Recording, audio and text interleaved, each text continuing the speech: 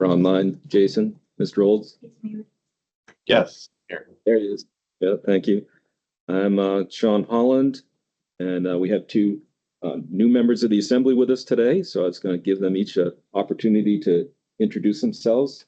You can go ladies first with Ms. Baldwin-Day. Hi, everyone. I'm Erin Baldwin-Day. I'm the newest representative for Midtown Anchorage, District 4. Coming onto AMATS with a lot of enthusiasm for transportation and infrastructure work. I'm really delighted to get to represent my constituents and the rest of Anchorage really well. So yeah, very happy to be here. Thank you. Okay, and we have Mr. Gerker. Mr. Gerker, that's correct. You could have said Goecker or Goiker, and I still would have been all right. Yeah, my name is Jared Gerker. I represent Shugiak Eagle River. I'm very excited to be here and be a part of this process. I am the alternate. So you get me today because Daniel is out. But I'm very excited to be a part of this process in that capacity and in this capacity today. Thank you. Well, welcome, guys. Yeah, thanks for coming. Aaron, we have a count of 5, so everybody's here, full quorum. Could you help us out with the public involvement announcement, please? Of course. Welcome to the AMATS Policy Committee meetings. Public comments are welcome and encouraged, with 3 minutes given to each speaker. After the committee discusses each item, members of the public will be invited to comment. Housekeeping items for virtual attendees, please keep your cameras off unless speaking. For those attending by phone, please press *6 to mute or unmute yourself. Thank you. Thank you, Aaron. Do we have approval of the agenda? Do I have a motion to approve? Second. By Mr. Colhayes, seconded by Ms. Baldwin-Day. Are there any changes proposed? Hearing none, are there any objections to adopting the agenda? Hearing none again, the agenda is approved. And I think I'm skipping the minutes here, but do we have a motion to approve the minutes from 4/17? That's right. We didn't have a meeting last month, so from April. So moved. Moved by Mr. Colhayes. Second. Seconded again by Ms. Baldwin-Day. I feel somewhat unqualified to do so since I was. I'm sure it's gonna work out. I'm sure it's fine. Any changes proposed? Hearing none. Are there any objections to adopting the minutes or approving the minutes, I should say? Hearing none, the agenda is approved. So we are on to agenda item number 5. Action items, the first being the functional classification comments. You have a presentation, Aaron? Yes, I'll keep it brief since we've seen this item, but just to remind people what's happening. So DOT is currently working on an update to the functional classification of all roadways in the state of Alaska. And so AMATS staff has put together some comments to provide to that effort.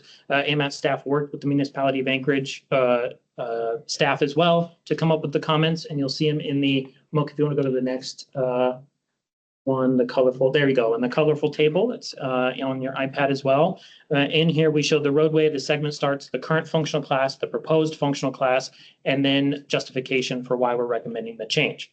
So this came before the policy committee in April of 2025. There was some discussion there and some concerns about funding impacts with some of these changes. So the policy committee directed staff to bring this back in the next policy committee meeting here in June to have more discussion on it. And I've provided some additional information for you all that I wanted to go through real quick about some impacts that could be had based on match. Moke, if you want to go to the next one, please. So this is based on the policy and procedure for match requirement from the Department of Transportation. I'm going to do my best to go through this. Please correct me if I get anything wrong, DOT. So in the table before you, it kind of outlines the different types of projects. So there's DOT-owned roads and DOT or non-DOT-owned roads. And what are the difference there between the match requirements? So on DOT and PF owned and sponsored projects, we'll get to what sponsored projects are in just a second. If you notice in that first column, it's 100% DOT match. The second column is 50% DOT match, and the third column is 0% DOT match. So it's kind of outlining how the match works for the functional classification of the road. You'll see that minor collector and local roads, which are some of the recommendations that we have in this item before you, there is an A next to those two. What that means is that DOT will pay 100% of the match if there is a transfer agreement as part of whatever project is out there. A transfer agreement typically is when transfers ownership and maintenance of the road. You know, and it could be a comparable state-owned road to the municipality of Anchorage, et cetera. So match agreements or ownership changes happen on, you know, have happened and do happen. So it's not out of the question there. However, what you may notice is that there are also two X's on the 0% DOT and PF match, which basically indicates that the DOT will not pay match on minor collector or local roads. But I do want to note, as with everything we do, there are some provisos we should note on this. There's a little 2 next to the X's. That indicates that the DOT and PF owned road, not track. Track is an old denoter that no longer exists. So pay no attention to that one. Improvements included in an MPO's tip qualify as DOT and PF sponsored. So what are DOT and PF sponsored projects? Well, that is in the other little notation on there. Milk, if you want to go ahead and scroll down to the footnotes, just that little bit there, yeah, so people can see. I'm just reading it as it is on here. Number 1, without local match or transfer agreement, DOT and PF will contribute 100% match for only minimal judicious preventative maintenance to protect the state's investment on these DOT-owned local and minor collector roads. So the reason we wanted to bring this forward is just to let you know that it is a little more nuanced than just saying that the muni will be more responsible for funding if some of these functional classifications are changed. It is true, there appears to be the case that by and large, if you change to minor collector or local roads, the muni may be on the hook for more match, but there are circumstances where it may not happen. And I do just want to point out something to remind everybody. The municipality of Anchorage has a very hard time paying match on roads that they do not own the right-of-way for. They are not allowed to bond for match on non-muni owned roads. And you can see the rest of the table as well in here that kind of talks about other things. So, you know, on muni owned roads or non-DOT and PF owned roads or DOT and PF sponsored roads, there are, you know, cases of when the muni or when DOT will pay the match and won't pay the match. So that's the match information there. There was some information and concerns about funding in general being changed. I can only speak on the AMAT side of funding. DOT will have to speak on the DOT side of funding. If we change roads to local roads, it's true that they typically don't qualify in terms of our scoring criteria for funding in our program. That does not mean they're ineligible. They just typically don't score well. Alaska has the ability to spend federal funds on any classification of road. So that is not an issue there. But it is something to consider that typically we don't fund local roads as part of our process, mostly because the cost benefit is challenging on local roads. You have a lot more right-of-way impacts on local roads because typically the right-of-way is much more narrow. So that is kind of how it has been, but it is a possibility to fund local roads with AMAT's funding. So I'm not sure about the state. You know, the state is also eligible to spend money on any road in the state, but they typically focus on the higher classification of roads, and they have a process to go through that. So staff is bringing this item back before you for discussion. The recommendation still stands to recommend by the TAC and staff to approve these comments as before you. I can go through any of them if you have questions or concerns about some of the proposed changes, and hopefully some of the Muni and DOT staff can help me if there are any questions I can't answer. Thank you. Thanks, Aaron. Do we have any questions from the committee for Aaron?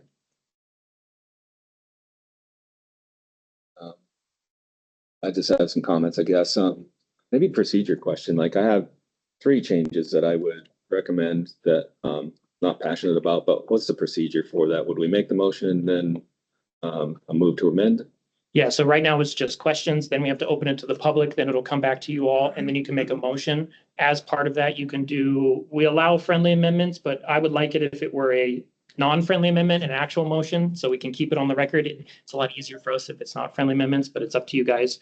So you have to make the primary motion first, then you can amend it if you have changes that you would like. Mm-hmm. And then each one will have to be discussed and voted on. Okay, each one. And I guess that was more my question. Like, okay, there's 3, we do them separately. Okay. It would be, I think, easier for the minutes if we did them separately, if you could, please. Okay, sure. And I think my only comment was that, generally comments are suggesting a lower class, a lower functional class. I understand the intent there, but I think you just spelled out what I was going to point out, Aaron, is that it is going to impact future projects. It's going to impact projects that we actually build, and then it's probably going to have some financial impact or, through match or road transfer to the city. So I would say that the impact to the city is bigger than it is to DOT, but I think you already pointed that out. Yeah, is there any other questions from the committee? Comments? Are there any, I'm curious if there are any specific future projects that you're aware of that would be impacted by some of these? Yeah, that's my note, is that I think it's hard to quantify. But Okay. but I think it's a certainty that there will be some. We own, the DOT owns some roads that you'd be surprised that we own all over the state. No other questions or comments from the committee. I can open it up for comments to the public, and I'll remind the public that they have 3 minutes to speak. Do we have any comments?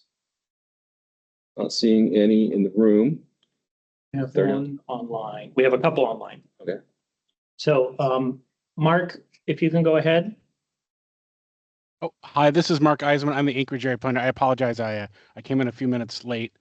So I don't know if you've just discussed this or not, but looking at the agent or the comments, going through it, AMAT staff is using the FHWA criteria, and I just want to let you know that the state had come up with their own criteria, especially around AADT, which is slightly different on the lower function, like on the collectors and the local roads, what the thresholds are.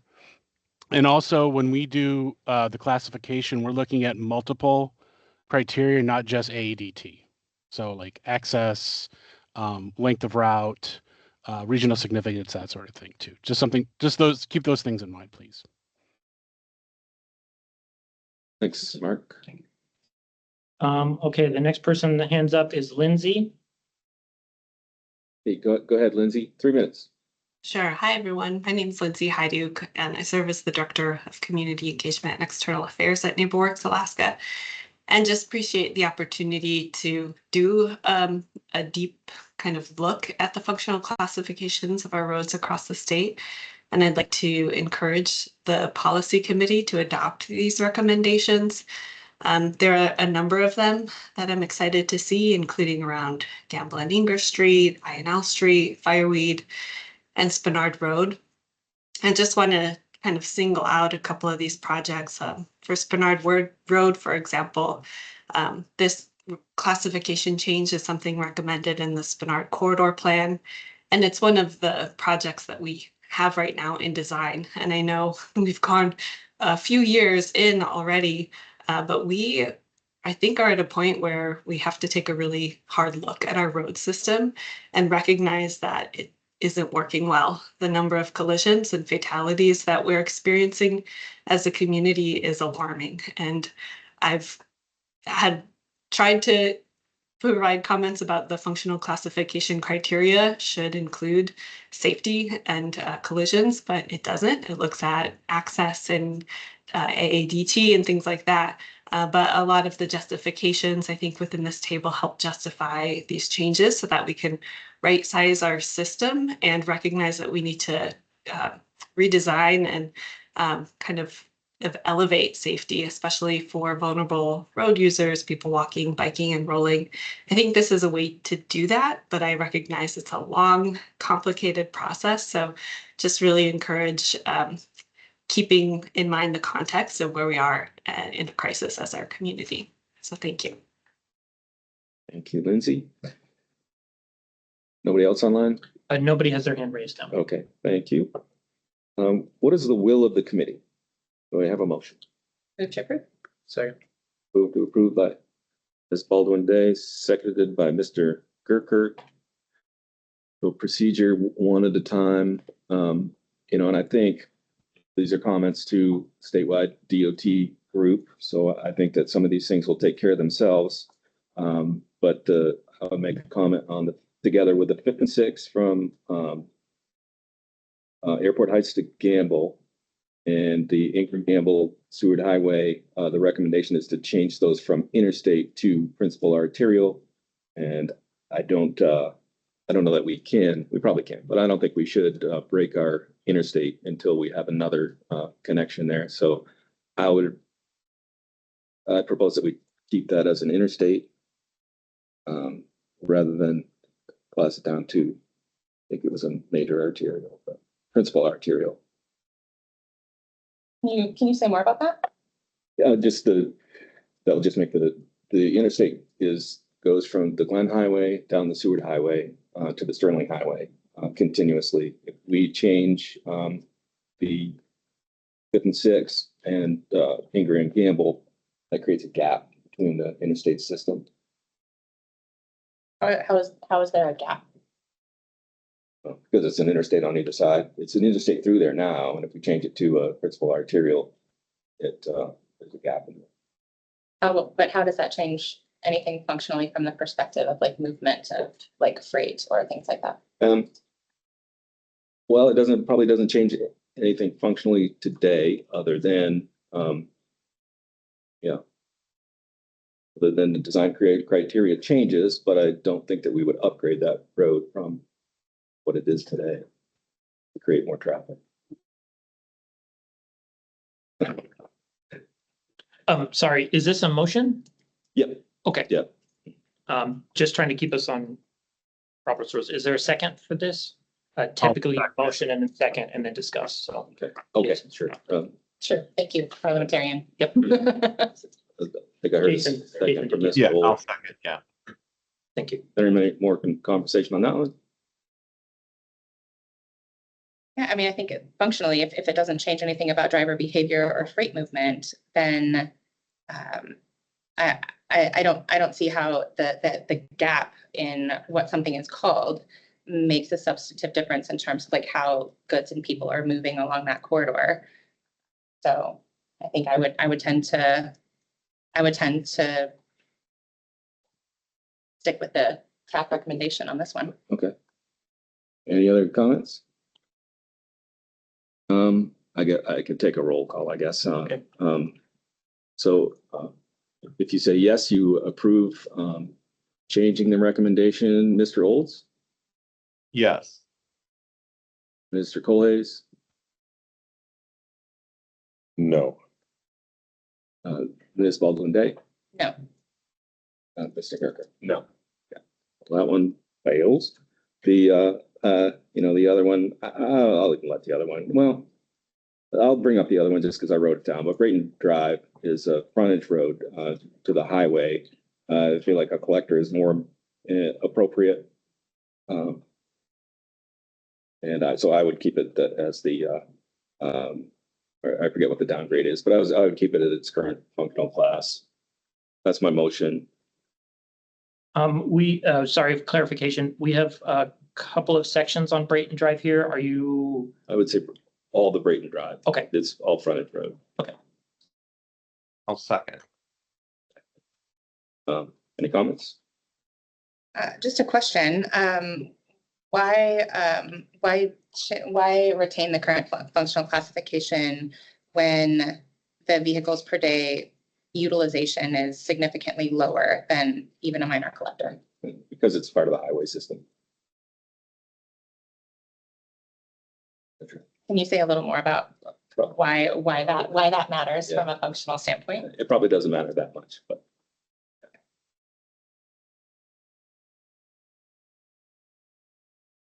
I guess we can vote on that one too. I could take a roll call. How about Mr. Olds? Again, yes, you approve the change. Yes. Mr. Clays. Vote no on that one. No. Ms. Baldwin Day? No. And Mr. Gurr? No. That one doesn't pass either. Sorry, how do you vote, sir? Oh, well, I vote yes. But, Okay, just want to make sure it's on the record. Thank you. At that point.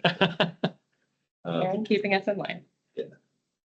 And this Bernard Road is my last one, and I might need a clarification, but my understanding is that, we have a project that's in design, probably about a 75%. We have the authority to proceed with purchasing right away for that.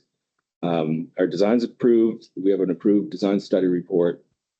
So my understanding is that we can move forward with that. We did maybe agree to talk to the city and the community to talk about some tweaks to that. But my understanding is that if we lower that class, that functional class, that it could jeopardize our right-of-way purchases there. So my recommendation is to keep that as the current class, which I believe is major collector. Minor arterial. Minor arterial, Yep. minor arterial. Yep. Yeah, I had that exactly. So that's my motion. Okay, and Mr. Old seconded. Any conversation on that? Yeah, so will the right-of-way acquisition still be necessary if the functional classification changed to major collector and the design was completed within those parameters as opposed to the parameters for a minor arterial? And I might put our project manager on the spot because I see him in the crowd, but can you help me out with that, Alex, or do you mind? Yeah, so the project has been designed as a minor arterial, so all the backup of the project at the very beginning is all as a minor arterial. So that's a purpose of need, our environmental documents, our design study report. All that is based on a minor arterial. So if we were to change it, wanted to change the design, we'd be restarting 5 years ago where we were at. It seems Then like your question is, would it look different if it was a collector versus an arterial? Can't say that for sure because that's not how we designed it. So the long way about this would be things for the minor arterial. So we have active transportation on here. That's a multi-use path on each side and an in-street bike lane. That's part of a minor arterial standard. It's not part of a collector standard. It's not so you couldn't do that on a collector, but the backup for that is different if you had started with the collector. So could impact active transportation things. Access management, we treat it as an arterial, so we're trying to eliminate as many driveways off Bernard as we could. This is through consolidation or moving it to side roads where we could. That's improved mobility and safety, both for vehicular traffic and active transportation. That is a method that's typically used for arterials if you're trying to reduce how many driveways are coming up. Again, you could do that as a collector. It's just a different process. It would have different backup. And then the other piece is there's a center turn lane. That's part of an arterial standard. Again, you could end up doing this with a collector, but you would have different backup for it. There's enough traffic volumes and businesses and driveways along the way. You could probably still justify that turn lane as a collector, but that's not how we did the design. We did it based on an arterial. So there's a lot of similar or things that could go either way if you were to start with a collector versus an arterial. Yeah, when you say backup, forgive me, I am not a traffic engineer or nothing approximating one. What does backup actually mean in this context? So whenever you're doing design elements and you're impacting right away, part of the federal process is authority to do it, which we do, and then the necessity to it. Frequently, our necessity is based off of standards that have been adopted. So we have adopted UPWP, we have adopted state, and the municipality also has their own standards. This is a municipal road. Sure. So we take those into account as well. There's set standards for arterial that, because it's part of the standard, we don't need to go further into it to prove the standard. It's already part of the standard for that classification group. Center turn lane is a good example of that, or the on-street parking, that was part of an arterial standard. So those are things you just follow the standard for. If it's not part of the standard, then you'd have to come up with a backup and justifications. You do traffic studies, you look at different impacts of why you would use it or not use it that way. Doing right-of-way acquisitions, one of those acquisitions is a challenge.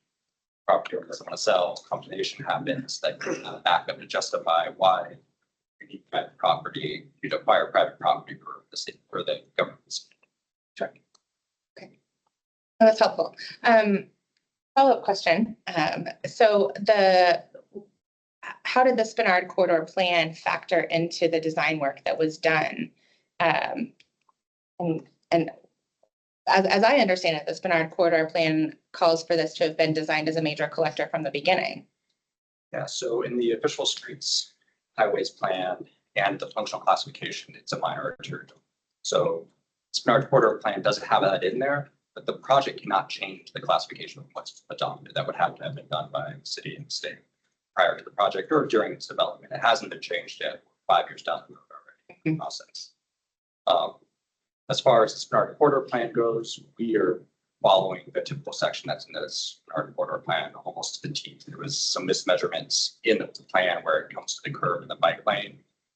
But otherwise, we are following exactly what was asked for. Mismeasurements, say more about that. Measurements. Mismeasurements. The bike lane in the Spinard Corridor Plan was measured from the back of the curb to the edge of the bike lane, which can't use the curb as part of the bike lane. So it's just, it didn't take into account the curb. Gotcha. So in the event that this is actually the functional classification changes, then how much of the work that's already been done in design, or at least the research phase, would need to be duplicated? Or could you use the same environmental impact studies, the same sorts of things, since really what could be changing about the design was minimal? Could you, in essence, recycle some of that work?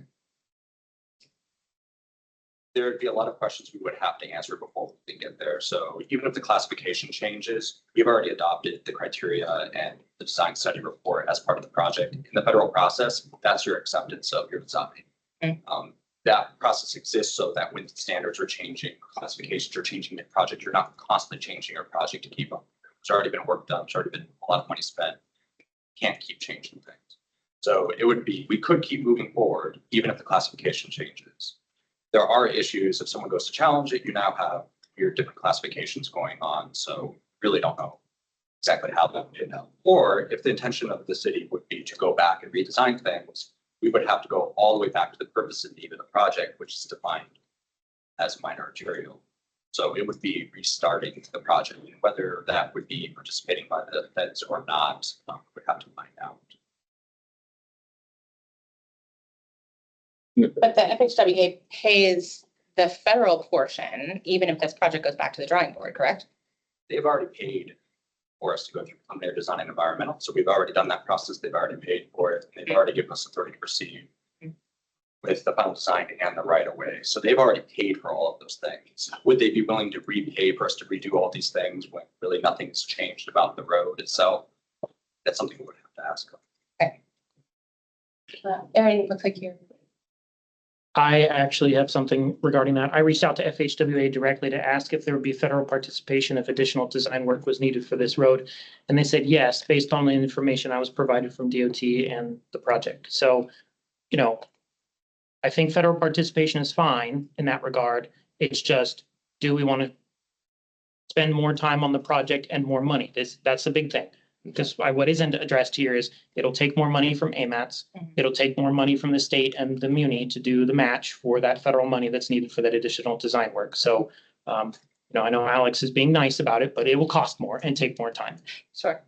Does AMATs have funds available to participate in that? Guess it depends on who you ask, but currently, yes, we have about 57 million of unobligated funding that we're trying to get a handle on. If more money was needed for Spinard, we would have to do an admin mod or amendment, depending on the level of need.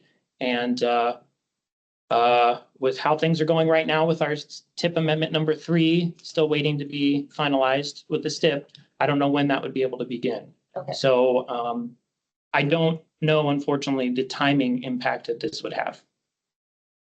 You have multiple tips going in parallel.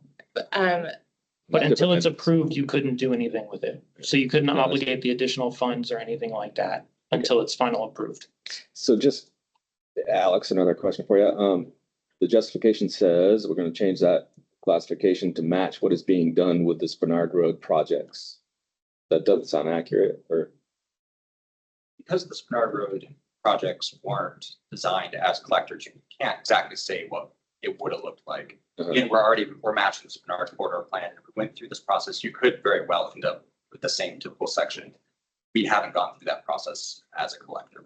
That process is a minor arterial. But it's not to say those are all things that could be in a collector, but there's just different steps that we would have had to do through design to justify that have not been. And I want to come back to the right-of-way question, because this is something that I've heard in multiple venues, that right-of-way acquisition is part of what makes projects difficult to deliver, especially in an urban context.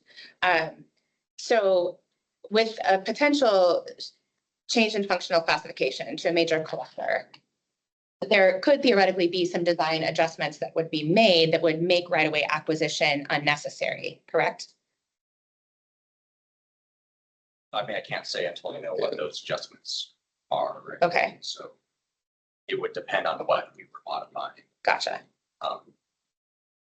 Scope Creep made it onto that list, right, of the things that, it's I mean, we have a really challenging time delivering, especially complex projects in Anchorage, you know, and scope creep, or scope changes are one of the biggest reasons that we have. Sure. And Yeah, so, yeah, I think one of the concerns that I have heard, and again, sitting in this room as a policymaker and someone who's responsible to constituents, many of whom are Spenard folks. Yeah, I think there has been some concern about retaining the minor arterial functional classification for Spenard Road, and what the long-term implications are of what is essentially expansion of infrastructure that we will then need to maintain. Yeah, that's where some of my questions are coming from is, you know, it is my responsibility to stay as close to the desires and the needs of the community as possible. And I think that's where I'm wondering about the confluence of a lot of these factors. And I really appreciate you being open to answering questions about it. So thank you.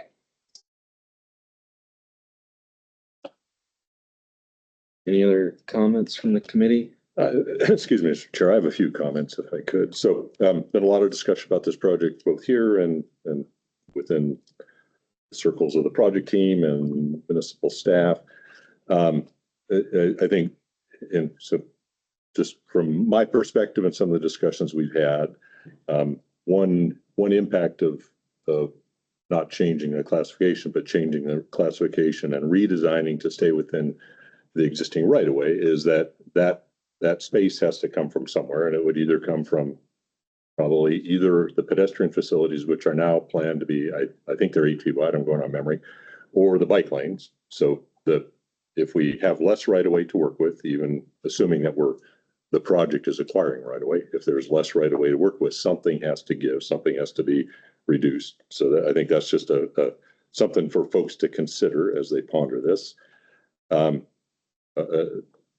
There's also the option to change the classification of the other sections of Spenard, the northern section, which is constructed, the section from Minnesota to Northwood, which I believe is perhaps encompassed in this, to major collector, and leave this section as a minor arterial and change the classification at the end of construction, because that takes off the table, in my understanding, takes off the table regarding any concerns about how Fed Highways may view that. And it would allow the acquisition of these slivers of right of way to construct the project as designed. And I'm trying hard not to advocate, I'm just trying to comment. But my understanding from talking to folks, and it aligns with what Mr. Reed said, is that the project has been designed really largely in conformance with the typical sections that were presented in the Spenard Corridor Plan. And some other things that I'm aware of that have been done, the project really was designed with collector standards in mind, even though it's classified as a minor arterial. And then finally, I'd add that one of the things that we are working on right now is an effort through the traffic department to perform a speed study on Spenard, or look at the elements of Spenard Road in totality, and ideally come up with a lower posted speed limit. I can't say what that number might be, but the traffic engineer who's in the room is looking at that, and I think there's some confidence that we would be able to post this section and other sections of Spenard at a lower speed than what the northern section is posted right now. So those are comments I'd offer for consideration. Thank you, Mr. Chair. Anything else? I think I have a question for Mr. Young and Ellen, actually.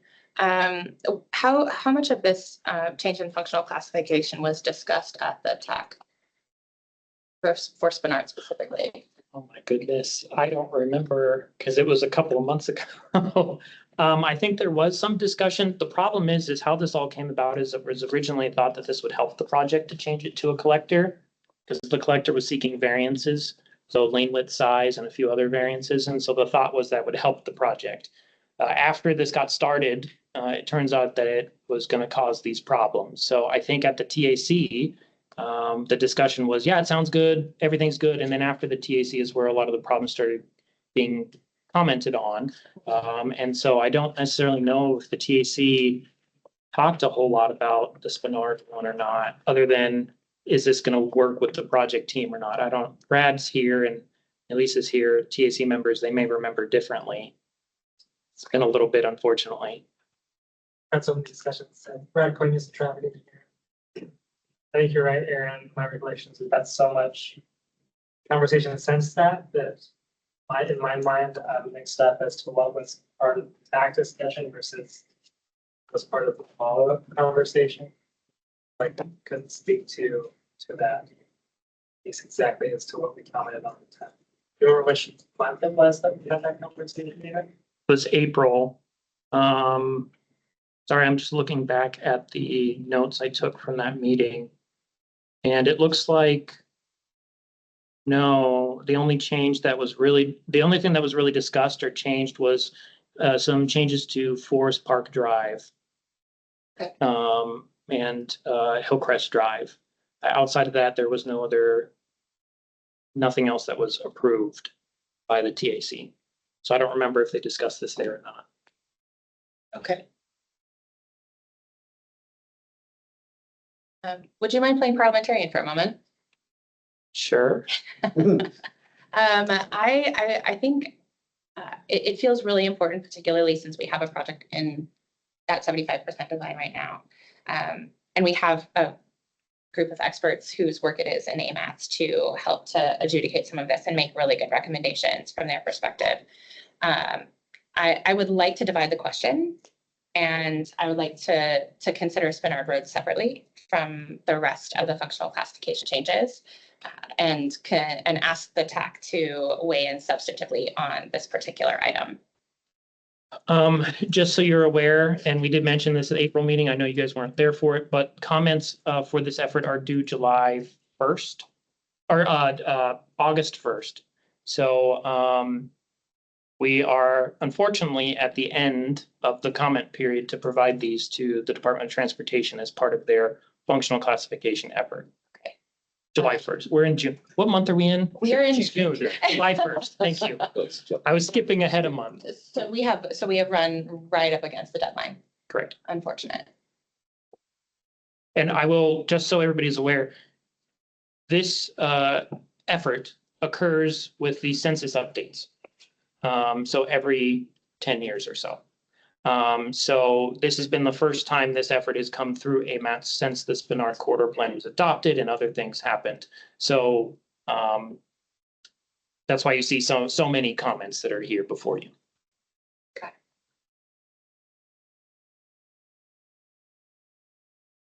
It takes us a lot longer than 10 years to build these complex projects, so we will get another chance. Hopefully not on Spinard Road.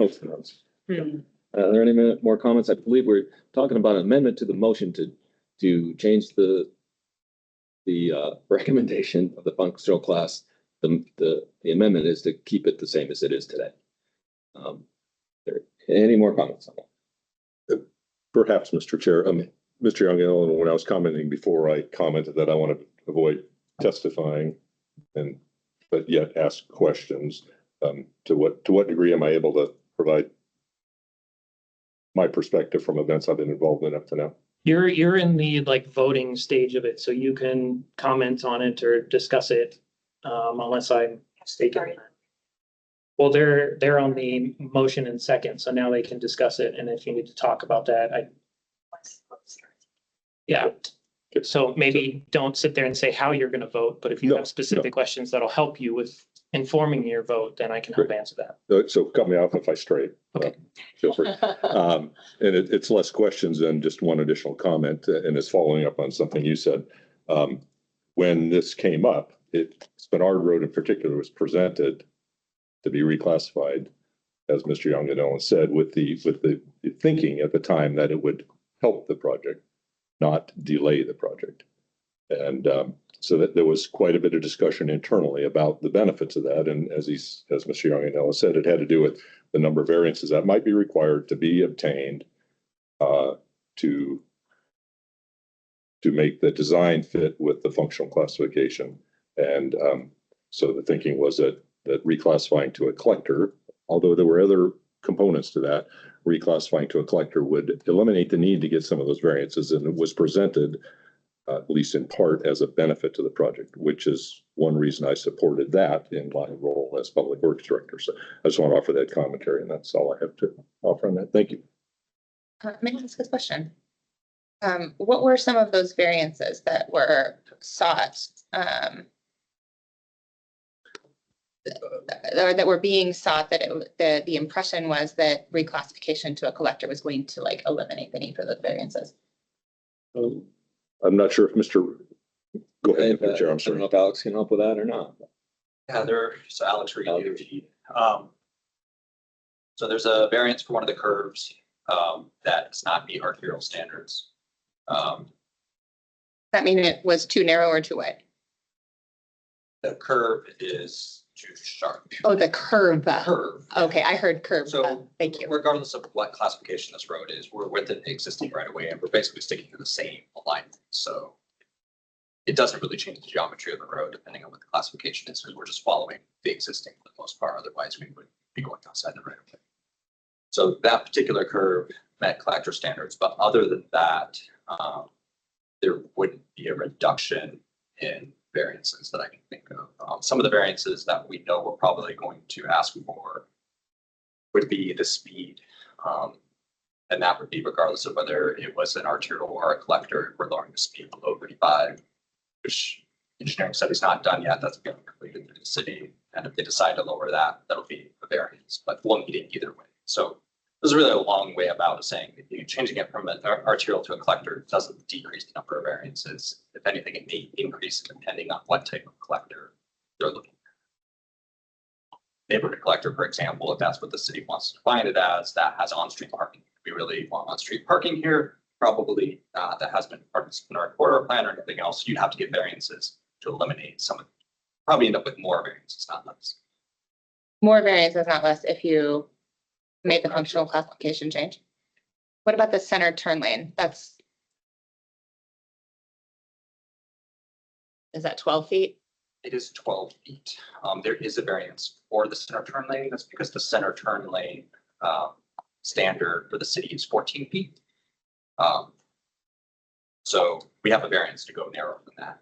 That standard doesn't change whether it's a collector or an arterial. The standard for a center turn lane is 14. Okay. So that variance will be sought regardless. Yeah. If there's a center turn lane. Which we are at present unclear as to whether or not there will be or there won't be. There is a center turn lane design. There's a center turn lane justified by a minor arterial. There's a center turn lane that's marked for. Thank you. To vote? I think we're ready to vote. So yes is amendment to the recommendations. We're spending a lot of time on this. I guess I should clarify that. Like I mentioned that I understand the intent. I'm not opposed to the intent. What I want to make sure is that we don't have any unintended consequences that are going to affect projects that we have ongoing or funding in the future. So that's my concern. That's the only reason I raised these. But on to the vote. How do you vote, Mr. Olds? Yes. Yes. Mr. Coley? No. Ms. Baldwin-Day? No. No. All right. It fails. How do So you we're vote, sir? back. Oh, I'm going to vote yes. Thank you. So we're back to the original motion, which is to approve these comments. Forward on to functional classification group. Does anybody object? Does anybody object to forwarding to approving that motion? All right, hearing none, we'll move on. Action item 5B is updating agreement on performance measures. Aaron, will you be presenting? Yes, I will try and keep quick. So as part of previous reauthorization bills, MAP 21, which was in 2012, there was a requirement to do performance measures by states and MPOs throughout the country. DOT and the MPOs in Alaska developed an agreement in 2017 on how best to develop those performance measures, or how to develop the targets for those performance measures. So basically data sharing and then sitting down and talking with each other through those efforts. I do want to say that since this agreement has been put into place, DOT, the municipality of Anchorage, everybody involved, the MPOs and DOT have done an amazing job at the performance measures. I hope it continues. I think it is a shining example of the 3C process. So I'm crossing my fingers that these updates before you will continue forward. There's a few minor updates to this agreement. One, we need to add the Mat-Su Valley Planning for Transportation, or MVP MPO, because currently the agreement is between AMATS, FAST, the Fairbanks MPO, and DOT.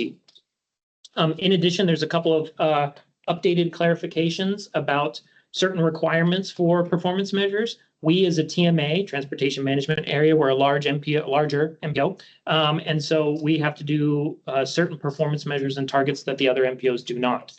In addition, there are some performance measures that are required because of air quality or non-attainment or limited maintenance requirements. And we also spell out what those all are under there. So the idea here is to update this agreement with these following changes.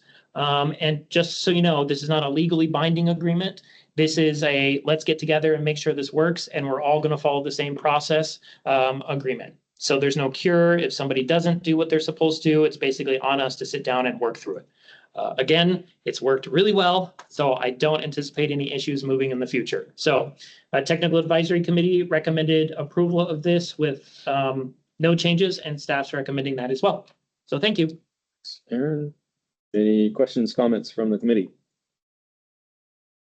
I'm not hearing any comments from the public. Not seeing any, nobody online. What's the will of the committee? I have a motion. To approve. Second. Moved by Ms. Alden Day, seconded by Mr. Kirker. Are there any objections to approving the motion? Hearing none, motion is approved. On to item number, I guess, 5C. Fine. So the 26-27 work program narrative that you have a presentation. And budget, real quick. Good. So you've all seen this information before, minus the budget, but I'll go through it. So this is for the 26-27 work program, our UPWP. Basically, this outlines what staff's going to be doing in the next couple of years for different tasks to help implement the transportation planning process that is required of us as an MPO. There's also some information in here about muni staff time as well. This funding is provided to us through DOT from the federal government for planning efforts. And what's really nice is the match requirement is in-kind match, so there's no impact to the budget for the municipality of Anchorage. So this narrative was released for a 30-day public comment period. We received 23 comments on the draft narrative. Those comments are before you in the comment response summary. Staff is recommending some changes to the UPWP, mostly in clarification language about what the tasks are or what we do or don't do. And so those are there. If you have any questions on them, I can help walk through that. We also have the budget for you. The budget, Mook, would you be able to switch over to the budget piece, please?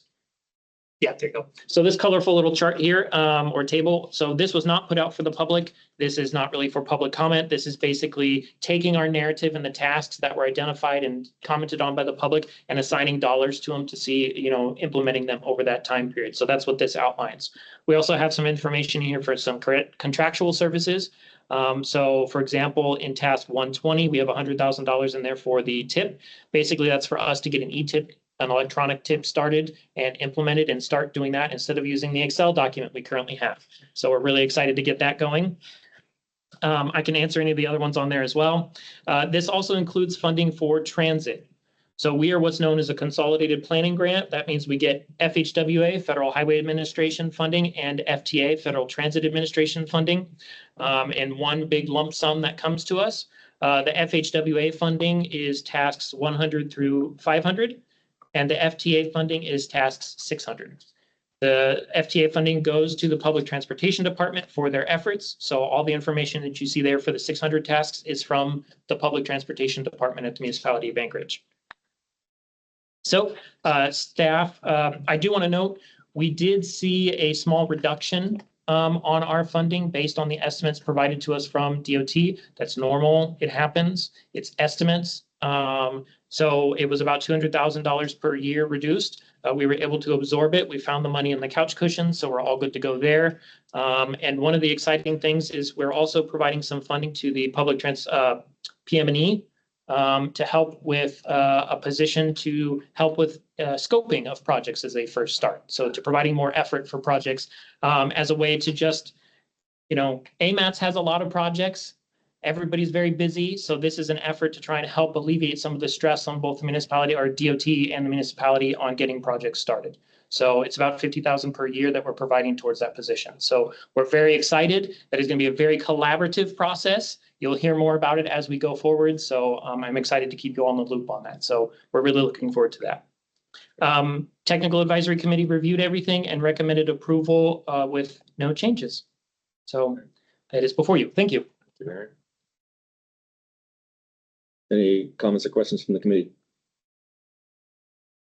Hearing any? You're fully staffed now? We are 100% staffed. I'm actually happy to announce that we also have a new senior planner position that we'll be posting for, we'll be putting it out there for people to apply for. So I'm excited for that. And we're fully staffed now, but we got a senior planner position in addition to our associate planner position. So really, really excited. And we're kind of, I think, overwhelming people at the Muni with all of our requests and stuff because we got a lot going on all the time. So we'll be careful with that. Are there any comments from the public?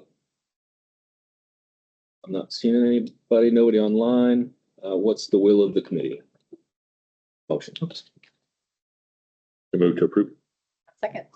By Mr. Coles, seconded by Ms. Baldwin Day. Are there any objections to approving the motion? Hearing none, motion is approved. Action item 5E, decision on Muldoon Road paving project. Aaron, will you be presenting? Yes, just a second. I'll start just real quickly, and then we actually have a presentation from DOT on this particular item. So this was for the Minnesota Drive non-motorized pavement project. There are some recommendations that are coming before you for discussion. So we'll go ahead and have the project team give a quick presentation on that, and then can further discuss that. And there's a little handout as well before you that has some alternatives that we'll be looking at. It'll be on the screen. So if you need this to look at them, go ahead. Go ahead. Well, I'm Travis Holmes, the DOT project manager on the Minnesota Sidewalks project, and this is Dave Gammas. He's our consultant project manager from Lounsbury, and we have a presentation to kind of discuss some alternatives on the project that need some decisions from. Go ahead, Dave. Thanks, Travis. I also want to acknowledge there are a few other folks from the project team online.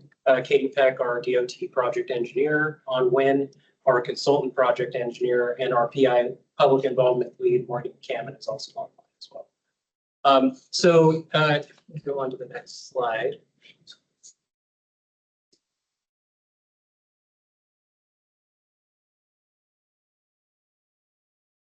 It's fine. Thank you. Thank you. Right.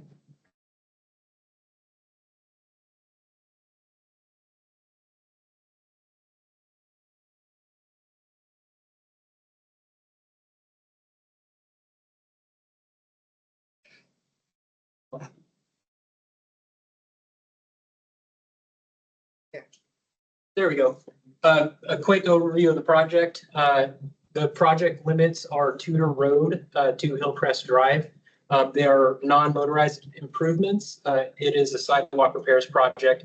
The purpose of the project is to improve accessibility and safety for the sidewalk users to local businesses, residences, and transit along Minnesota Drive. Our current project schedule, we kicked the project off last fall, October 24. We did our preliminary field investigations and identified our alternatives this spring and summer. And we are here discussing which preferred alternative we want to go with for the project. We'd like to kick off the final design this winter to take to construction, hopefully in 2027. So why are we here? So we met with the TAC earlier this month to discuss this project, but we'd like a decision on how to proceed with the project. The project's currently funded through the AMAT's Pathway Improvement Program. It's scoped as a 1R pavement preservation project, which would reconstruct the current facilities, do ADA improvements, and improve the bus stops and the curb ramps. But if it's made a named project, the scope can include, it has more flexibility to do more stuff with buffers and such. On the next slide. So existing conditions out there, the current sidewalks out there typically are about 4.5 feet wide, and they're unbuffered, so they're attached to the back of the curbing gutters. There are a few limited segments of 8-foot wide bikeways that were constructed in the 80s, but they're discontinuous. The 2023 Minnesota Pavement Preservation Project did replace some of the sidewalk along the east side in order to install the conduit for the lighting improvements on that project. So there is some that was reconstructed, but it's still 4.5 feet wide. There are active bus stops on the northern end of this project. So north of Benson Boulevard, there's 3 active bus stops that serve Route 10 and 85, but there are 2 unutilized bus stop pullouts south of Benson Boulevard. The ADTs out there are about 30 to 35,000 vehicles per day, and it's a 45-mile-an-hour principal arterial. So we went out this spring and identified deficiencies out there. So over time, you can see that some of the sidewalk and pathway facilities have quite a bit of damage out there. They're in fair to poor condition. There's quite a bit of fugitive materials that have been plowed off the roads, and it's built up on the sides of the sidewalk that are narrowing the effective width of the sidewalks. As I mentioned, there's unbuffered sidewalks for most of the corridor. There are 41 total driveways out there to 34 parcels, and 16 of those driveways don't meet current corner clearance and driveway separation standards. The curb ramps, though many of them were replaced with the 23 project, there are still a few of them that are not ADA compliant. And then there's also 2 bus stop A lighting areas that are not ADA compliant as well. The next slide. So potential improvements that could be included with this project, reconstructing the non-ADA compliant sidewalks and driveways and curb cuts and making those ADA compliant, removing those fugitive materials, cutting those, trimming those overgrown trees. And then we can widen the sidewalk to 5 feet or more where the right of way allowed. There are a few approaches out there from local roads, Roosevelt and Jefferson particularly, that are about 70 feet wide. Narrowing those down to a standard width for a local approach to narrow that crossing width across those roads are a few roads, but there are a few others on there as well that can be narrowed. And then reconstructing those bus stops. We met with the Public Transportation Department this spring to discuss also moving the bus stop that's between Benson and Northern Lights closer to Benson, which makes more sense with their routes. And then the last item highlighted in blue there, we also did some preliminary traffic analysis work to look at Benson and Northern Lights and the crossings on the inner legs, and verify that those could be added with some slight modifications to signing, striping, and signal timing there. And then last here, there was a request to look at the cost of adding a mid-block hawk crossing along the project, so we consider the cost of that, but we have not done the traffic analysis. We're not currently under scope to do that. On to next. So here's the first alternative. It's a sidewalk, essentially sidewalk repairs, everything that we discussed earlier, keeping the sidewalks in the same location that they are now and replacing anything that's damaged, not ADA compliant, and then consolidating driveways where possible. With the exception here of anything that was reconstructed with the 23 project not coming back and reconstructing those sidewalks. So the total cost of Alt 1 would be 2.8 million. And then we have an Alt 1B, which is adding those inner crossings at Benson and Northern Lights, which would be an additional 250,000 on top of the 2.8. On to alternative 2. Oh, yeah. So here's just a figure and some photos. Not sure where the photos went. But of the southern end of the project of the location where there's a bus stop pullout existing that's no longer in use that would be collapsed and used for snow storage space. And then here's alternative 2, which is the side path option. So we looked at the right of way along the west side of the project. We also looked at the east side, but the west side of the project has sufficient right of way to include at least an 8-foot pathway along the entire west side. Typically, you could include a 7-foot buffer with a 12-foot pathway. It would just narrow down to 8 feet. And the buffer would narrow down in locations where the right of way is tighter. So there's a few locations out there near Roosevelt Avenue, and then the Alaska Laser Wash there near Spinard, where the right of way does neck down a bit. So the total cost of that improvement, which also includes doing all the sidewalk work on the east side that was identified in the last alternative, and the Benson and Northern Lights crosswalks, would be $4.75 million.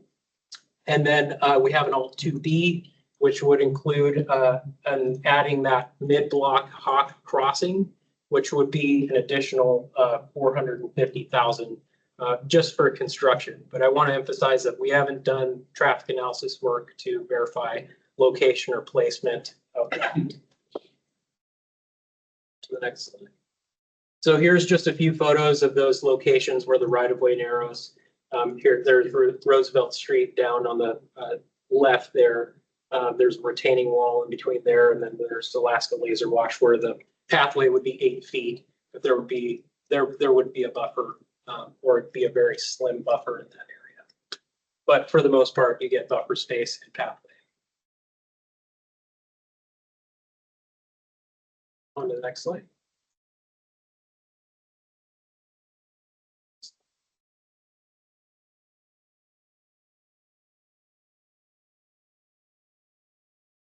And the next slide is just a comparison of the alternatives and what we looked at. Alt 1, we would anticipate would be the quickest project to deliver since it would be replacing sidewalk and pathway in the location it is. Alt 1B, we anticipate very similar. It just adds those crossings at Benson and Northern Lights. Not much of a schedule impact with that. Alt 2, which is the side path option, there would be potentially utility relocations associated with Alt 2. So we'd have to go through that utility agreement process. However, Alt 2 does align with the AMAT's non-motorized plan of adding that side path along the route.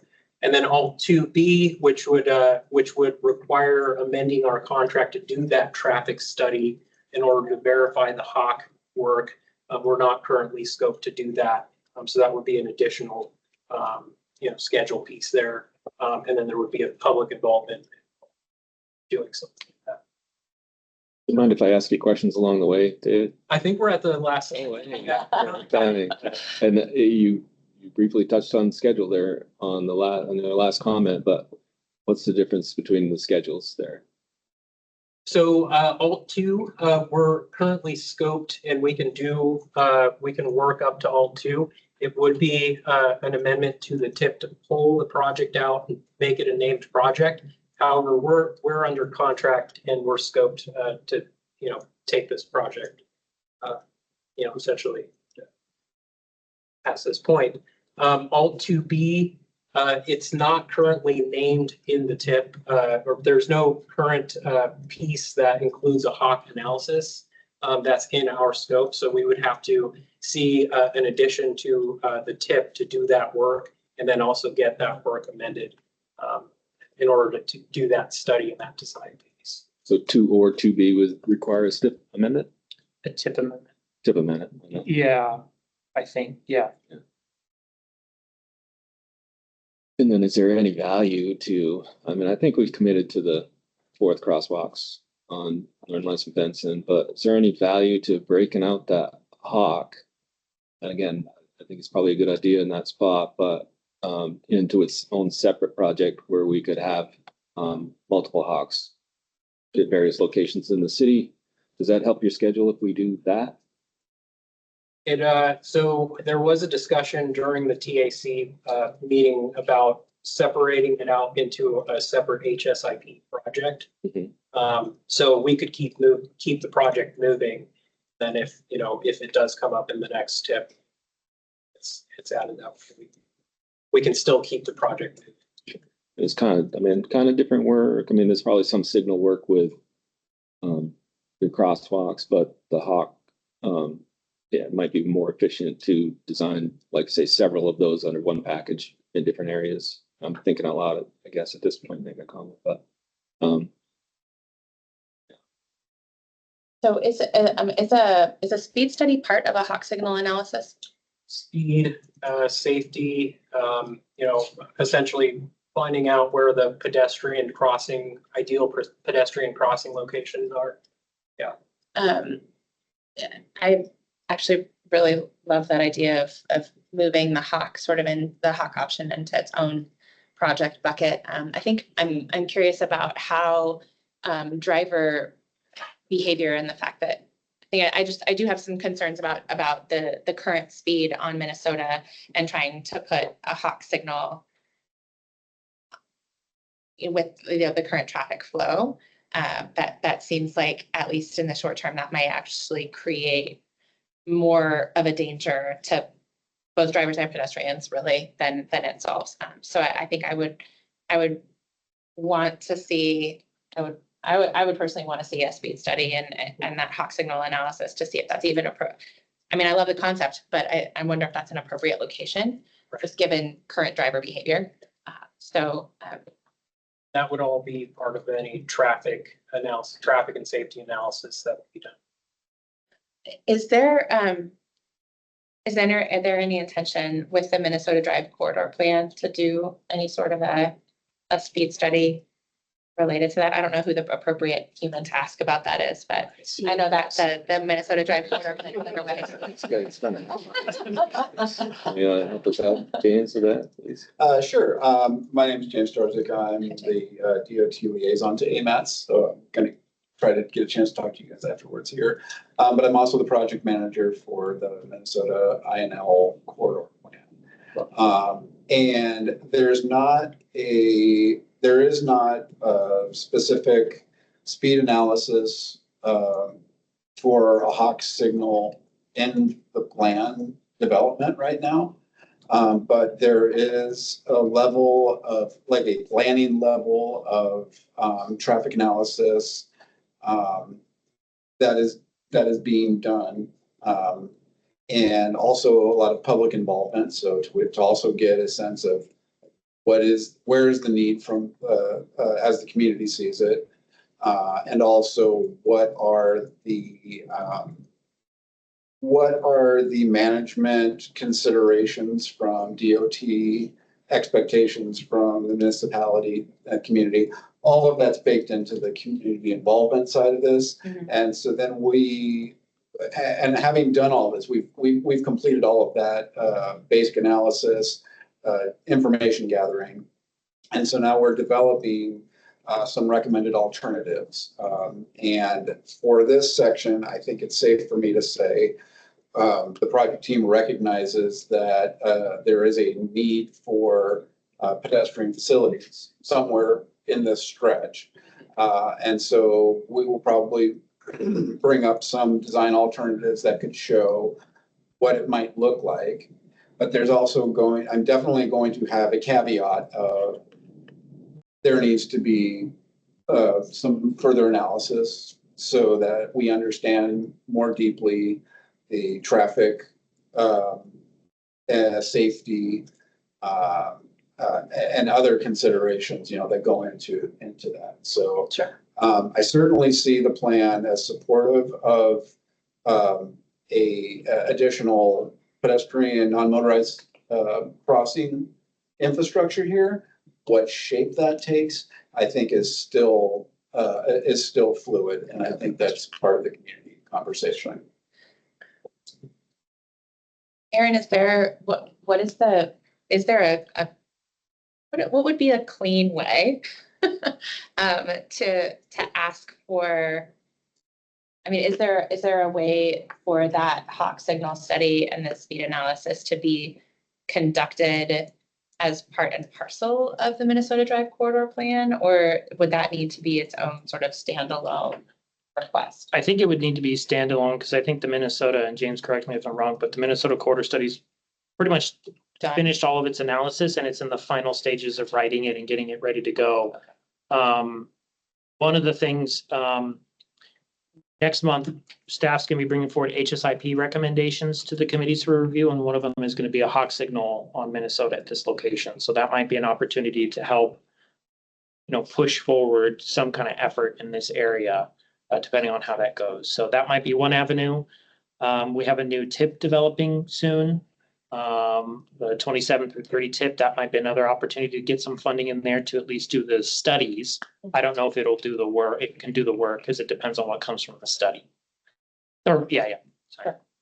But in the short term, any adjustment that we make is going to require us to remove this project from the pavement replacement list and add it to the tip as an individual project, correct? I think for anything that's 1B or anything 1B forward would require us to remove this as a standalone project, because pavement has to replace what's existing, and those crossings are not existing, and because of the signal work and some other work that have to be done in that area, it's above and beyond what can be done as part of a pavement is what that's kind of why we're at this juncture right now, is because we originally, I think it was originally thought that it could be done as part of the pavement project, but after further consideration by DOT, it realized if we want to do anything more than just replace what's existing, it needs to be a standalone project in the tip. I'll note real quick, the TAC recommended alternative 2 to the policy committee.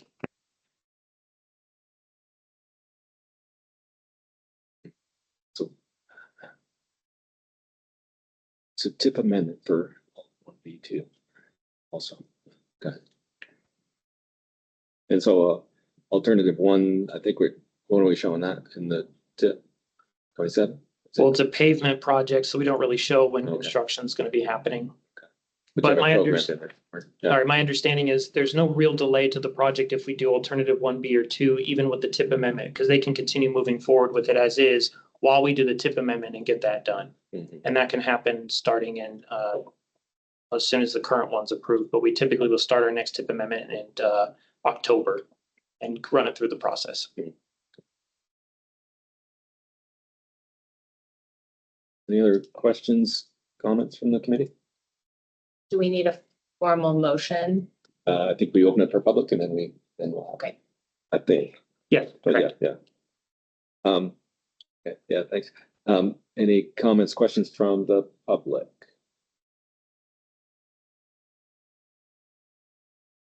Not seeing any. I expected at least one. It's okay. What's in the will of the committee? Motion. I'll move to approve.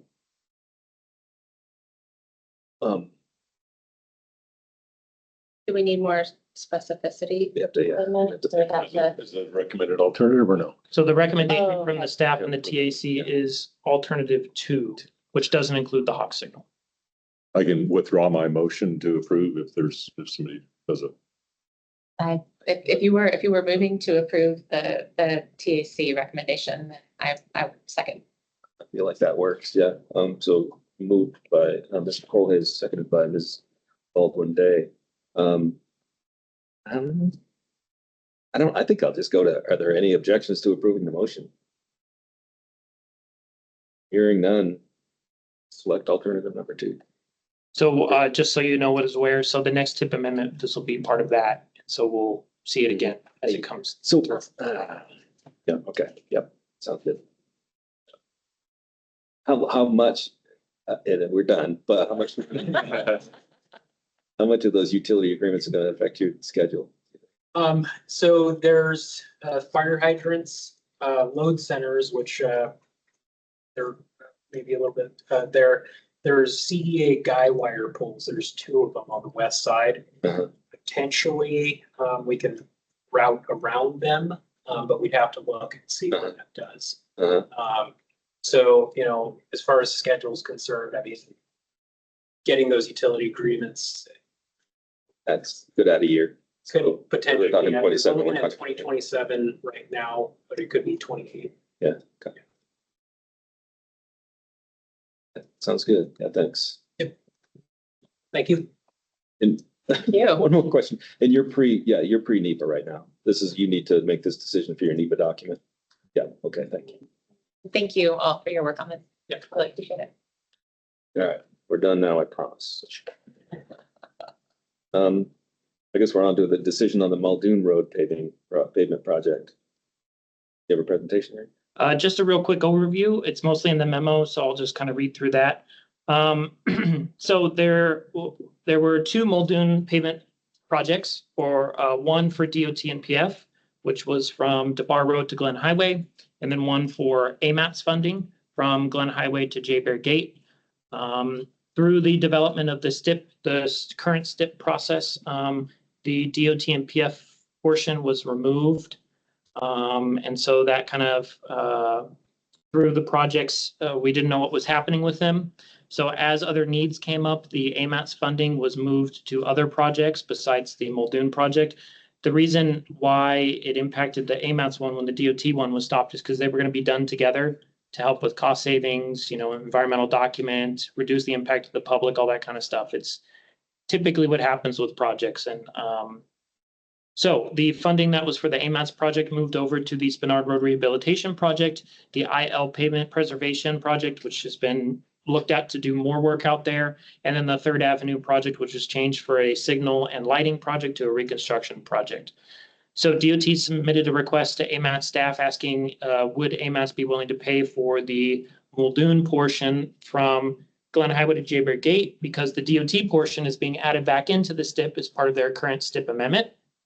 And the information about the funding costs is right there. And yes, there are years that are missing, or like it goes from 25, 26, then 28, 29. That's normal. We didn't exclude anything. Typically, it can take a couple of years to get through certain phases before you can move to the next one. So unfortunately, at this time, because all that other funding or all that funding that was identified by AMATS has been committed to other projects, there is not any funding available for this in the current TIP with TIP Amendment number 3.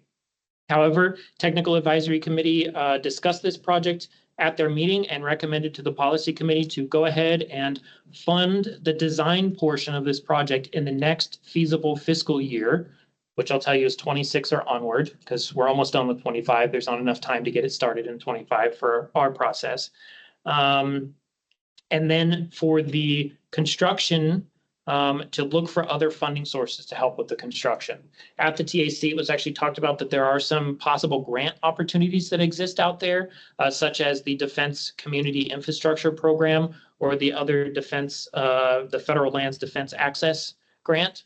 And the big thing about those grants is they typically prefer projects that are already designed and ready to go, because then it's easier to implement, just get them out the door. So the idea and the thinking here from the TAC is spend some of the AMATS money to get this designed and on the books and ready to go, and then start looking for grant funding, or if future funding from AMATS comes available because project slips happen or things change as time goes on, to utilize that funding if it comes available.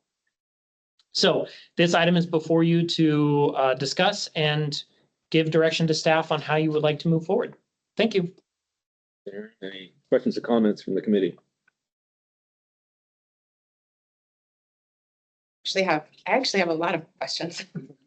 You're shocked. I know. Surprise. You're all shocked.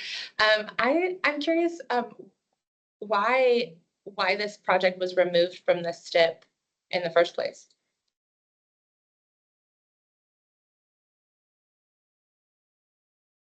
From The STIP. the STIP? I don't have the answer.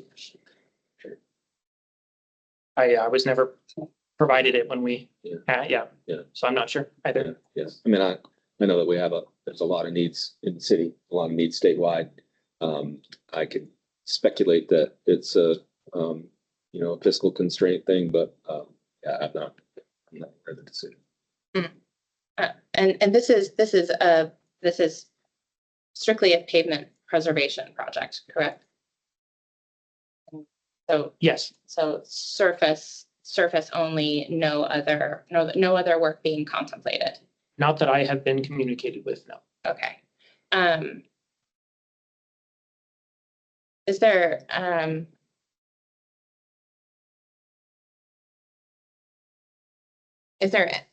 so if this pavement preservation alone moves forward, how long would it be conceivably before Muldoon Road might be on the STIP again in the future?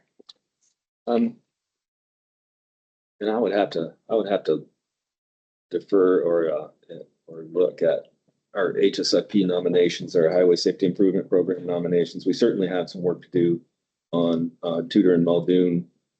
I know that we're planning to have projects there. I can't speak to the specifics top of my head, sorry. Is there any opportunity here or any appetite to potentially expand the scope beyond just pavement preservation? I mean, I think Muldoon has been overdue for a significant design overhaul for a pretty long time at this point. It seems like pavement preservation is the lowest possible bar that we could be aiming for. Has there been any conversation about that? Is that a question to me? I'm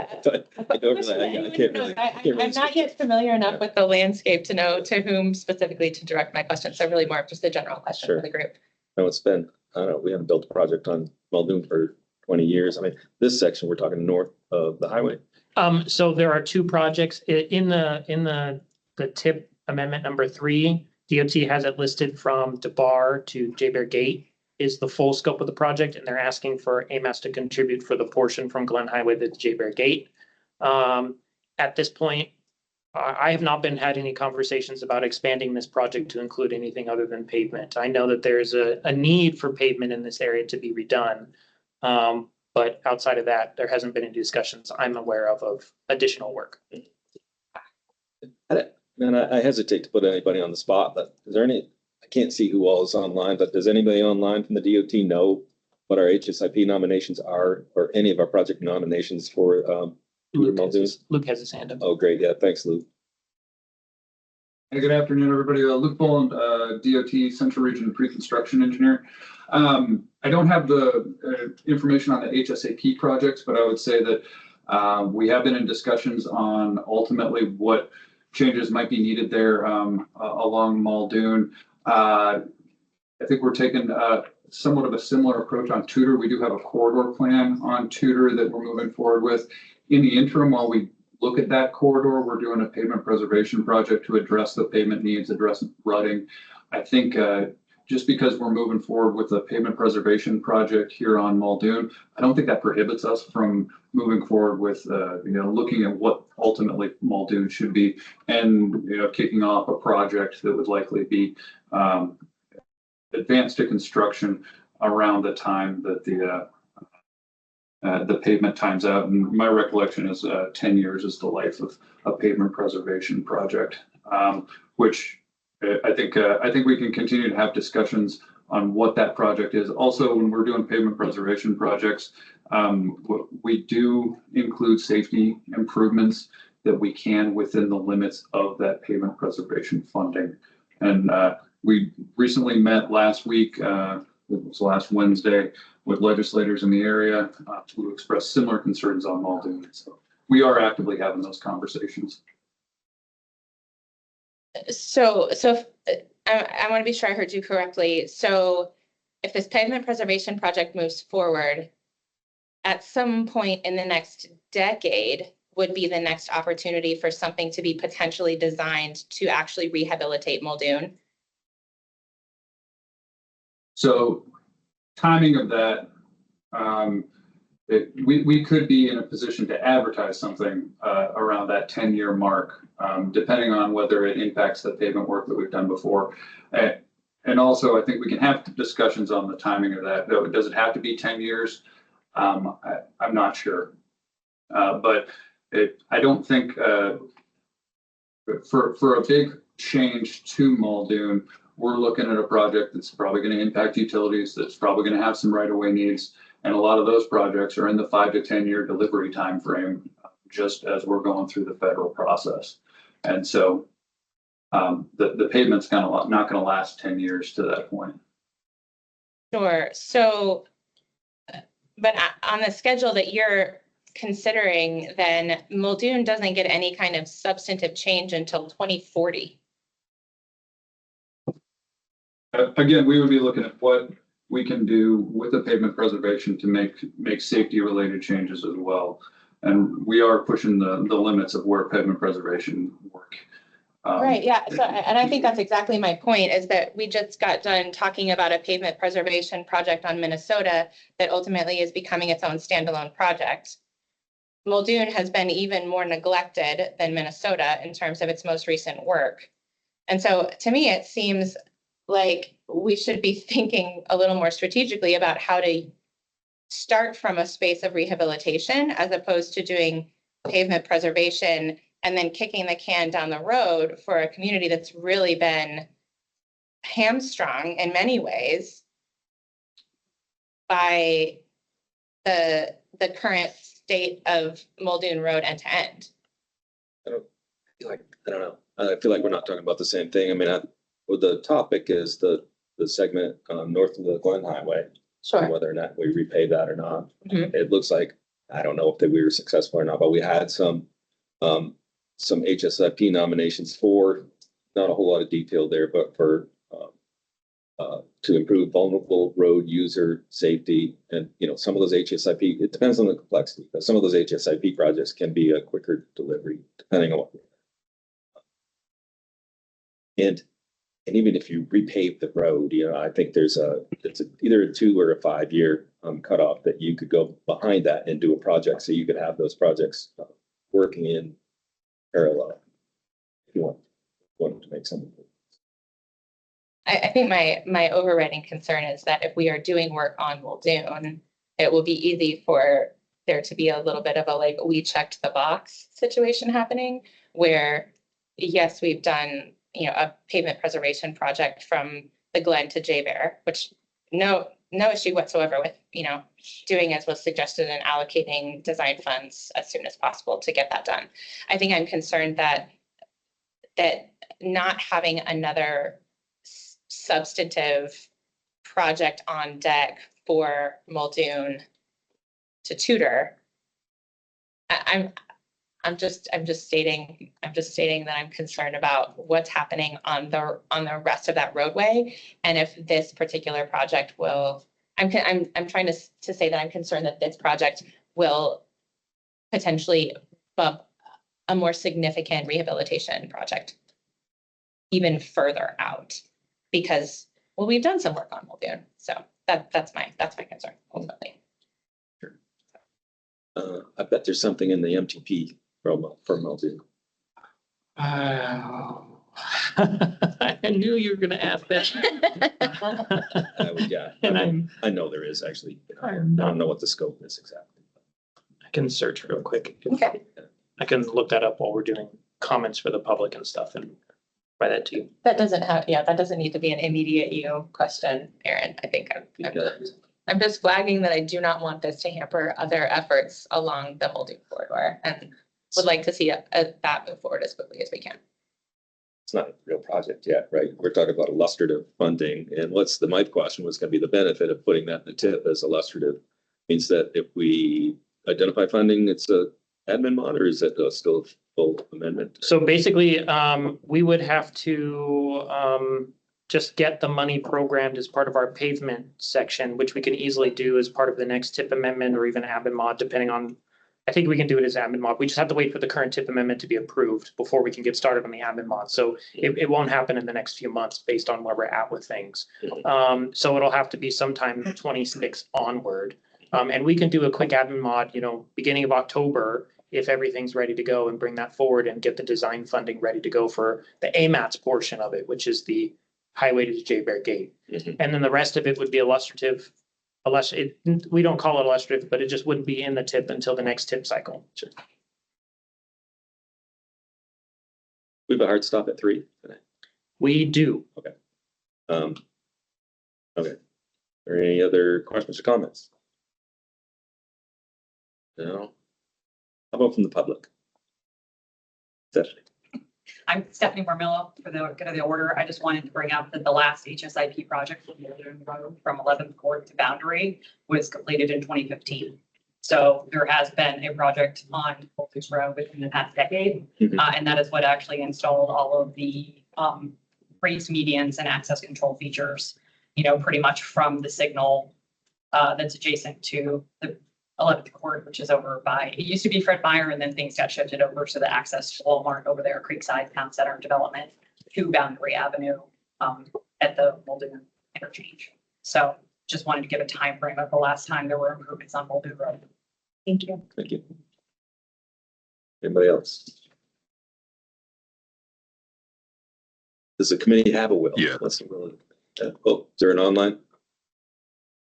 Yeah, my name's Jason Norris from Anchorage, and just encourage y'all to take into account like the crisis we're having with pedestrian and cyclist fatalities and accidents, and move forward in a holistic manner to address that in this project and all others. Thanks. Thanks, Mr. Norris. Anybody else online? Anna Boson. Anna. Hi, good afternoon. Just for clarification, and I put it in the chat that HSIP funds were used to add some additional lighting south of DeBar on Muldoon within the last 10 years as well. But we are working on a draft of the HSIP nomination, but I'll just say, getting a project nominated and then approved by headquarters and then funded and obligated within a very constrained program with additional restrictions does take time. So that program does not deliver any faster than other programs. Thank you. Can you state your name for the record, please? Yes, Anna Boson from Central Region Traffic and Safety. Thank you. See any other comments? What's the will of the committee? Does anybody have a motion? I can reread the action again. Well, maybe I can. Move to approve funding the design portion of the pavement project in the next feasible fiscal year. But the construction moved to illustrative and to look at pursuing other funding sources. So with the TAC, moving forward with the TAC Yes. Recommendation. Do we have a second? No second. Seconded by Mr. Collins. I think I can go straight to, are there any objections to approving the motion? I'm not hearing any. The motion is approved. This one's gonna be easy, right? The Never know. Actually, I applied that. And I appreciate the conversation. AMAT's letter of support for the NOAA NF Campbell Creek Culvert Grant. North Fork. North Fork. There Yep. you go. Okay, everybody. So before you is a letter of support. Bear with me. This is a long one for the NOAA Restoring Tribal Priority Fish Passage Through Barrier Removal Grant Program. So there is a effort underway to help with the last major barrier to fish passage along Campbell Creek.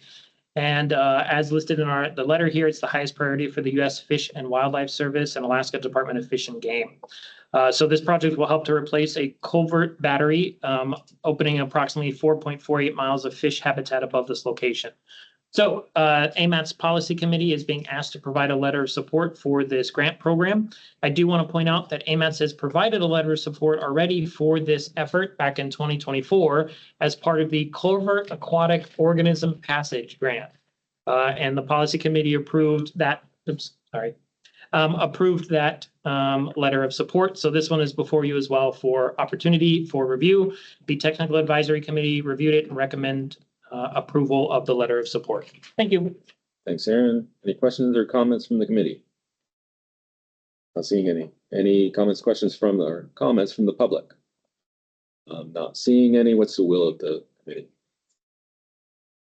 Move to approve the letter of support. Jason, because he never. Seconded by Mr. Collier. Thanks, Jason. Has anybody objected to approving the motion? Nobody is. Hearing none, the motion is approved. It's on to. Did we make it all the way through the action items? We did. Yeah, that's great. Okay. 6A is an update on Academy and Vanguard Drive project. I bet Stephanie's here to. Yes. Excellent.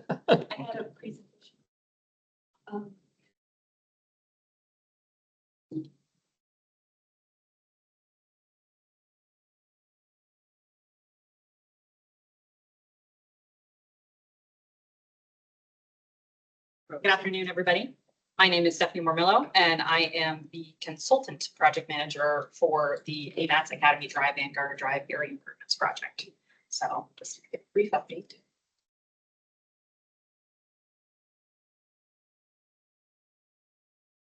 Sorry, it's frozen again. Yeah, I know. There's so many people online. I do my Teams meetings and I have the stuff that freezes off.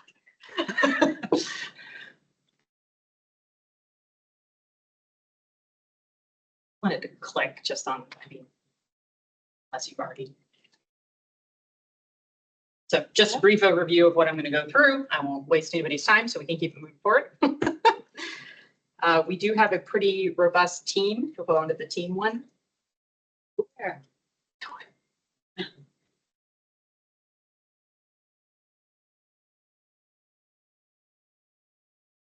Let's see if anybody else from my team was here. I promise it's not just me working on this project because it is an AMATS project. It's a joint MOA DOT project.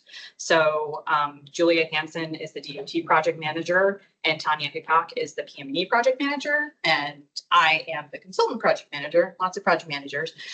One fun fact that I like to share though with the group is that all three of us have actually worked both on the public and private side. So we bring a lot to the table because we've all seen kind of both sides of the table, both public and private. So we really understand funding components and a lot of other things with the project.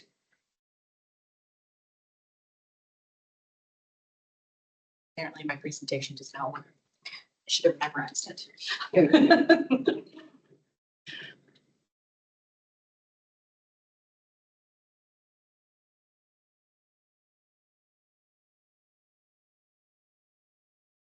If you want to exit out mode, and just stay there and go through each slide as Okay, as so they yeah, go. I can just click on. If it lets you, I guess. At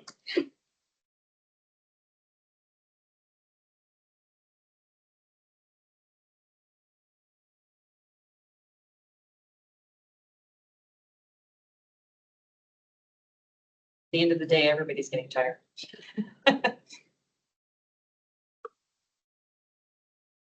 I don't know what to do. Should we skip to the next topic while that is coming up?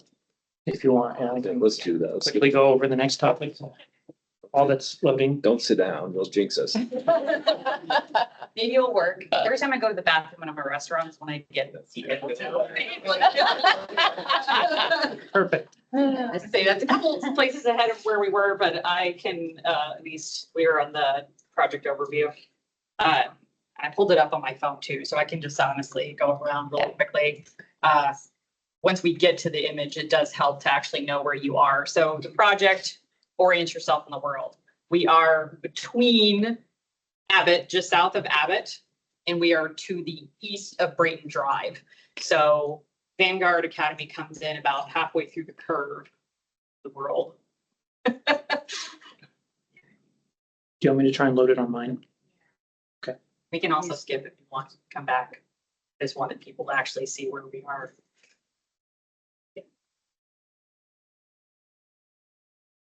Yes, presentations are not on the list for today, unfortunately. I don't have it in the folder, so I'm not able to load it right away. We can do 6B while we try and get this figured out. Sounds good.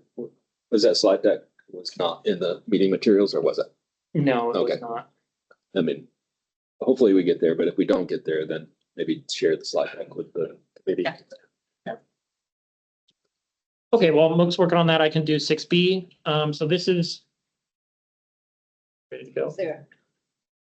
See if it. Okay, I'll do mine real quick. 6B. So this is talking about the 27 through 30 tip process. So our current tip expires at the end of the 26th federal fiscal year. So coming up very quickly. And we have to go ahead and get the next one going, and that is the 2027 through 2030 tip. So we're going to be starting that effort here very soon. I just wanted to give you all a heads up that it's coming before you soon. The process is going to be probably a little different than what we've done in the past. In the past, what we've done is we've always done a call for nominations as part of the tip development cycle. But this time, we're actually going to go ahead and do things a little bit differently. Since all of our projects have to come from the MTP already, the idea is to just pull from the existing MTP any projects out of there. We're just going to go from the top to the bottom since everything is prioritized in the MTP. What has been funded, we'll just kind of go to the next one on the list to what is next for funding. So we're going to try this kind of new process and see how it goes. The idea here is to have one unified process for project nominations and have it be as part of the MTP process. Because in the past, it'd be MTP one and a TIP one, and everybody would get a lot of confusion. There's a lot of effort that goes into it. Our last MTP nomination process yielded about 800 projects that were nominated. So then to turn around and ask people to nominate the same projects to the TIP, it's a little bit of a pain. Plus, there was some errors in the past where projects were added to the TIP that were not in the MTP, and it caused some issues for us. So the idea here is to make it a little more of a streamlined process for everybody and make sure we're following the good transportation planning process. So what's anticipated to come up next is staff is going to look at the existing needs from projects that are, currently underway and look at where we're at with the funding, and then sit down with the committees at a later date. Not sure when exactly, we're still trying to work that out, but the TAC and PC, and kind of walk through what does the next TIP look like, and then where do we have room for new projects, new design starts, that kind of stuff, and then kind of work through the committee section with that, a work session with the committee on that to kind of get everybody involved, to be like, here are the next one we're recommending based on where we're at. So hopefully it'll be engaging, interactive for the committee members. I would expect it within the next 2 to 3 months or so. We'll try and get that going. But I'd like to get it in place pretty quickly before the end of the next fiscal year. We do have a 60-day public comment period that we're going to do. It does have to go to the assembly. We do have to do an air quality conformity demonstration. So time gets eaten up pretty quickly with all of our requirements. So just wanted to give you a heads up. That's all I had. Thank you. Sir. On to the next policy committee meeting overview. Item 6C. Yes, let me pull it up. So just wanted to give you a quick update on what we're anticipating for the next policy committee meeting in July. It's going to be another busy one, unfortunately, but we seem to have a lot going on. So what we have here is HSIP nominations. We anticipate that'll be a pretty significant discussion. We have the Community Advisory Committee, District 3. We have a new member. We have a couple of applications that were brought in, so we're going to bring those forward.